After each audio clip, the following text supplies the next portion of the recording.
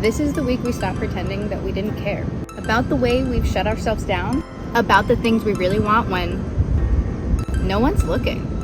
Recovering a sense of power isn't about suddenly feeling strong.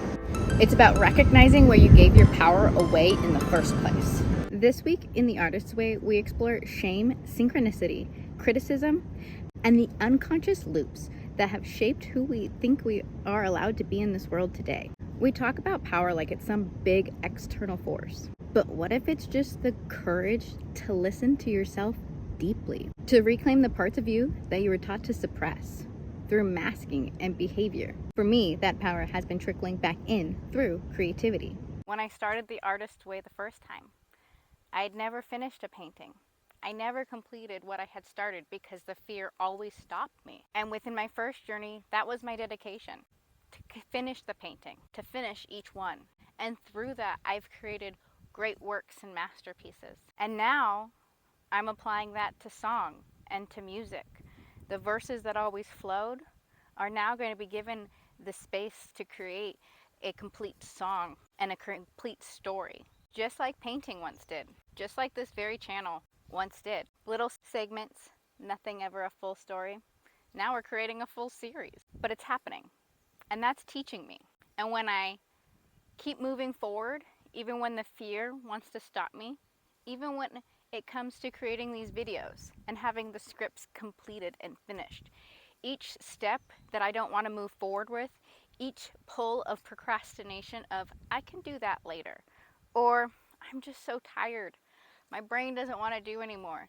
Each next step that I stop using the excuses of life around and move forward and recognize where fear is stopping me versus actual life that's stopping me, where the story in my head is stopping me from moving forward. And if I shift the narrative, I shift how I'm able to complete projects and do things in my life. It's teaching me that power doesn't come from being certain. It comes from being open. Julia Cameron gives us a powerful tool this week, detective work. And it's more than just an exercise. It's a chance to trace your own breadcrumbs. Imagine that kid you used to be, who used to dance in the laundry room, and imagine totally different worlds. And ask, where did they go? This week isn't about fixing yourself. It's about finding yourself. Under the layers of shoulds, shames, and silence, the morning pages become a safe space to hear your real voice, to identify where shame shows up in your thoughts, and to begin to rewrite that script. And the synchronicities, they're not just magical thinking. They're creative winks from the universe. Invitations to follow the energy that lights you up. For me, it was trickle charge. It came up in a conversation with a friend. I had just been listening to Bloodhound Gang. Pure irreverence. I laughed when I heard the new word to add to the vocabulary banks. Later, something in me cracked open. I realized I'd never heard the innuendo-laden lyrics from a female voice perspective that played in the space, revised the gaze, reimagined the lens. From that crack, a song emerged. Not perfectly, not professionally, but honestly. And that's what week 3 is about. Not mastering something, but daring enough to begin and noticing what rushes in when you do. Here's the thing. Growth isn't linear. It spirals. Some days it feels like you've moved mountains, and other days you slip back into old patterns. It's not failure. That's integration. If you watched episode 1, Recovering a Sense of Safety, you'll remember we talked about the spiral of creative healing. This is just another loop in that spiral. Another way to look at it, you've seen my episode on linking creativity with the moon cycle, rooted in rhythm. You already know that rest is part of this growth cycle, that breaking down is just as holy as building up. Carbon has to break down before it becomes something new. Just like Modest Mouse says, someday you'll die and somehow something's gonna steal your carbon. It's a reminder that decaying isn't the end. It's the beginning of transformation. Regression is not backtracking. It's deepening. Every layer is part of the remembering.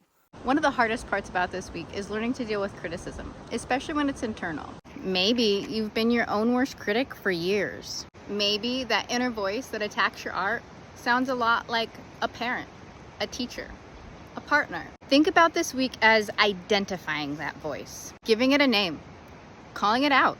Because until you recognize whose voice it is, you'll think it's your own. And Julia Cameron reminds us that creativity flourishes in safety, not in perfection, not in performance, but in safety.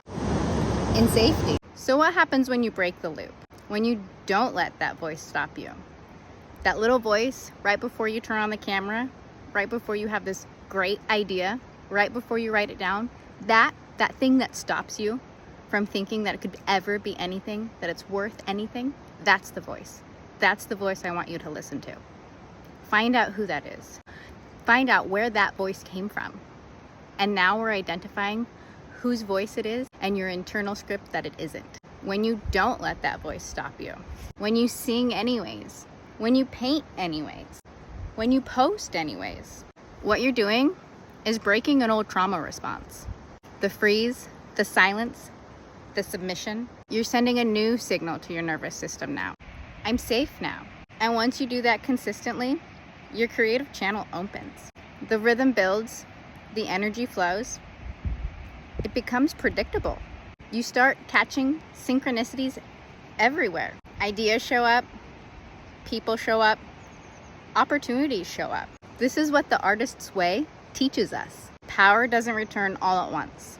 It returns each time you say yes. Yes to the morning pages. Yes to the artist's date. Yes to the invitation. Yes to believing that your desire to create isn't random. It's sacred. So this week, come back to rhythm. Keep reading chapter 3. Write your morning pages. Wake up that 30 minutes early. Every day if you can, especially at the end of your pages. Close them with kindness this week. Go on your artist's date. Make it silly. Make it nourishing. And if you're syncing with the moon, check in with your rhythm, your rest, your roots. You're not behind. You're not broken. You're in the middle of becoming. Next week, we'll be diving into recovering a sense of integrity. But for now, just stay with it.